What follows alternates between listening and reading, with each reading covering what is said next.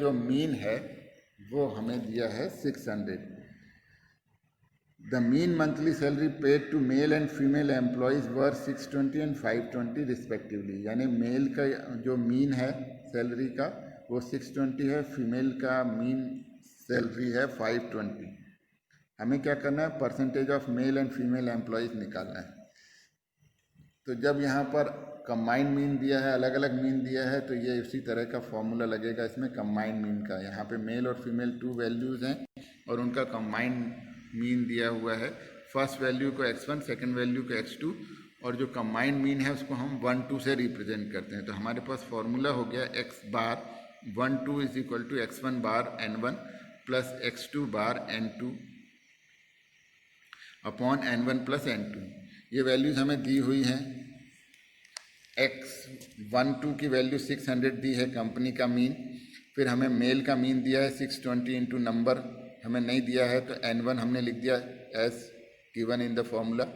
फिर x2 यानी female हमें 520 दिया हुआ है, n2 हमें नहीं मालूम नंबर ऑफ फीमेल्स, वैसे ही लिख दिया, अपॉन n1 प्लस n2 कर दिया, क्रॉस मल्टीप्लिकेशन कर दिया, ब्रैकेट रिमूव कर दिया, n1 को एक तरफ कर दिया और फिर n1 अपॉन n2 हमने निकाल लिया।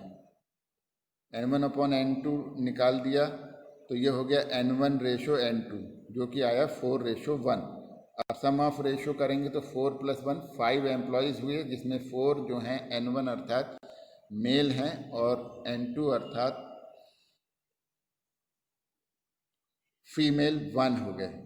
अब हमें परसेंटेज निकालना है, तो परसेंटेज कैसे निकालेंगे अपन, पार्ट अपॉन होल, यानी 5 में से 4 अगर मेल हैं इंटू 100 करेंगे तो 80% आ जाएगा, जो कि मेल एम्प्लॉयज़ का परसेंटेज रहेगा। उसी तरह से पार्ट अपॉन होल यानी 1 आउट ऑफ 5 इंटू 100 से इंटू करने पर कोई भी क्वांटिटी जो है वो परसेंटेज में बदल जाती है।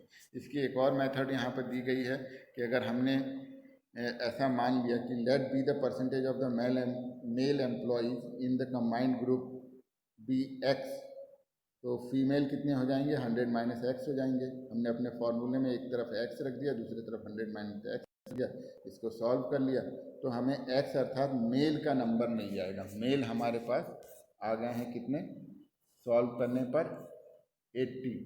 जब मेल 80 आ गए हैं तो 100 माइनस 80 करेंगे तो 20% जो है वो फीमेल आ जाएगा।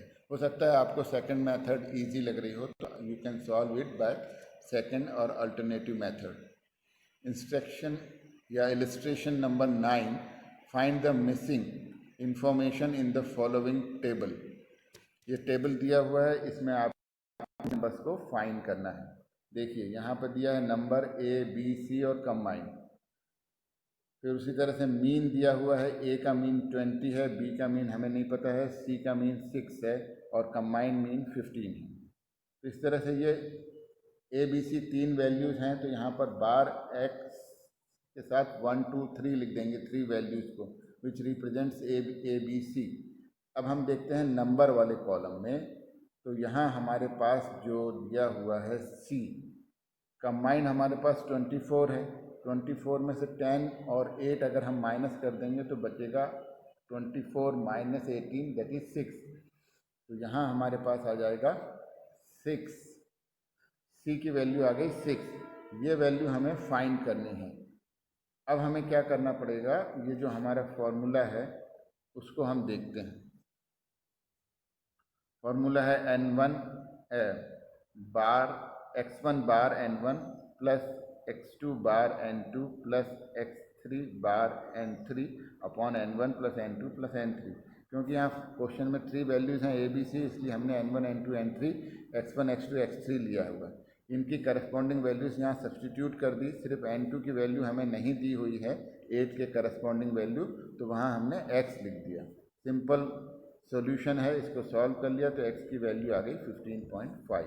इलस्ट्रेशन नंबर 10 हमको अब करना है। इलस्ट्रेशन नंबर 10 में दिया हुआ है, in case of 50 students 10 have failed and there average marks is 2.5। मान लीजिए थोड़ी देर के लिए कि 10 में से 2.5 नंबर लाकर 10 स्टूडेंट फेल हो गए। The total marks secured by the entire class, by the entire class means marks secured by all 50 students were 281. Find the average of the marks those who have passed. अब हमें पास students का average marks निकालना है। तो सबसे पहले मुझे आप बताइए कि पास कितने स्टूडेंट हुए। 50 में से जब 10 फेल हो गए तो पास हुए 50 minus 10 is equal to 40। Question में दिया हुआ है n is equal to 50, failed student दिए हैं 10। क्वेश्चन में दिया है mean marks of those who fail 2.5। तो हमारा जो अरिथमेटिक मीन का सिंपल फॉर्मूला है bar x is equal to sum of all values divided by number of values, उससे क्रॉस मल्टीप्लिकेशन ट्रांसफर करके हमने निकाल लिया कि 10 स्टूडेंट्स ने कुल कितने मार्क्स स्कोर किए। तो वो आ जाएगा 2.5 इंटू 10 इज इक्वल टू 25। तो टोटल मार्क्स स्कोर्ड कितने होंगे, marks scored by pass student and marks scored by fail student. तो अगर हम टोटल मार्क्स में से फेल स्टूडेंट के मार्क्स को माइनस कर देंगे तो हमारे पास पास स्टूडेंट के मार्क्स आ जाएंगे 281 माइनस 25 इज इक्वल टू 256। अब 256 कितने लोगों ने स्कोर किया है, ऑब्वियसली 40 पास स्टूडेंट। तो 256 डिवाइडेड बाय 40 करेंगे तो 6.4 आ जाएगा, यही हमारा आंसर। अब हम आ पहुँचे हैं इलस्ट्रेशन नंबर 11 पर। इलस्ट्रेशन नंबर 11 में शॉर्टकट मेथड से करना है, तो आपको स्टेप डेविएशन में सी वाले पोर्शन पे नहीं जाना है, ना फॉर्मूले में आप सी का मल्टीप्लाई करेंगे और ना ही डेविएशन को आप कॉमन डिफरेंस से डिवाइड करेंगे। तो ये मेथड और फार्मूला आपको सिखाया जा चुका है, बहुत सिंपल है। You can solve very well and very easily. If you find somewhere any difficulty you can ask me. Illustration number 12 है find out the arithmetic mean by step deviation method. Step deviation method अभी हमने आपको बताया था कि क्या करते हैं उसमें।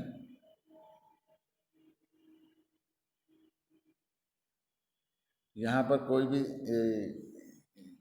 किसी भी तरह का पेंच या कंफ्यूजन नहीं है, सिंपल क्वेश्चन है। 0 to 10, 10 to 20, 20 to 30, 30 to 40, 40 to 50, 50 to 60, 60 to 70, 70 to 80। इसकी मिड वैल्यू निकाल दिया हमने, इनको ऐड करके 2 से डिवाइड कर दिया। 5, 15, 25, 35, 45, 55, 65, 75। फ्रीक्वेंसी जो क्वेश्चन में दी हुई थी वही हमने लिख दिया है। 12, 16, 32, 52, 42, 32, 18, 12, इन सब का टोटल आ गया 216।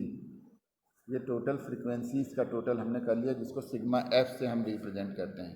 अब हमें निकालना है डेविएशन। डेविएशन मतलब होता है mid value minus assume mean. यहाँ हमने एज्यूम मीन 45 लिया है, आपको ऊपर लिख देना चाहिए एज्यूम मीन टेकन 45 या ए इज इक्वल टू 45 एज्यूम। अब आपको क्या करना है, मिड वैल्यू में से 45 को माइनस करते हुए लिखते जाना है। तो जो ऑब्वियसली -40, -30, -20, -10, 0, 10, 20, 30 आया।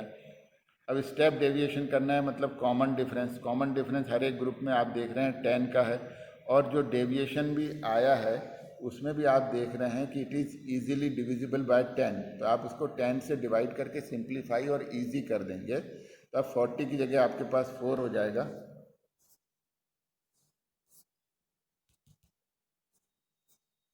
ये क्वेश्चन कौन सा आ गया, हाँ 40 की जगह 4 हो जाएगा 10 से डिवाइड करने पर। -30 की जगह 3 हो जाएगा 10 से डिवाइड करने पर। -20 की जगह 10 से डिवाइड करने पर अब -2 हो जाएगा। -10 डिवाइडेड बाय 10 इज़ -1, फिर 0, 1, 2, 3 उसी तरह से आ जाएगा। अब आपको क्या करना है, इनको मल्टीप्लाई करना है। किस किस को मल्टीप्लाई करेंगे आप, multiple of step deviation and frequency. Frequency का मल्टीप्लिकेशन करना है आपको। ये 12 4 जा 48, 16 3 जा 48, इस तरह से ये मल्टीप्लिकेशन कर लेंगे आप, और इन सब का एल्जेब्रिक सम ले लेंगे। वैल्यूज़ फार्मूले में रख देंगे, सिंपल है। जो फार्मूला है आप जानते हैं, उसी फार्मूले में ये वैल्यूज़ रख देना है। सी कॉमन डिफरेंस से मल्टीप्लाई कर देना, टोटल हमारा आंसर आ जाएगा। अब आ गए हम लोग इलस्ट्रेशन नंबर 13 पर। 13 में वही सिंपल फार्मूला लग रहा है।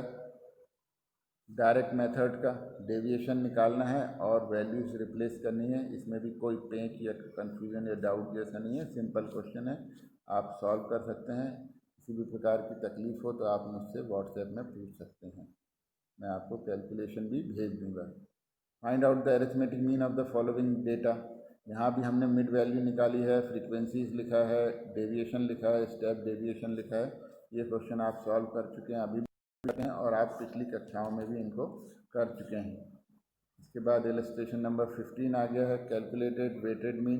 वेटेड मीन आप जानते हैं, क्वेश्चन के हमने कॉलम लिख दिए, मार्क्स लिख दिए, वेट लिख दिया, उनका मल्टीप्लिकेशन कर दिया, उनका टोटल निकाल दिया और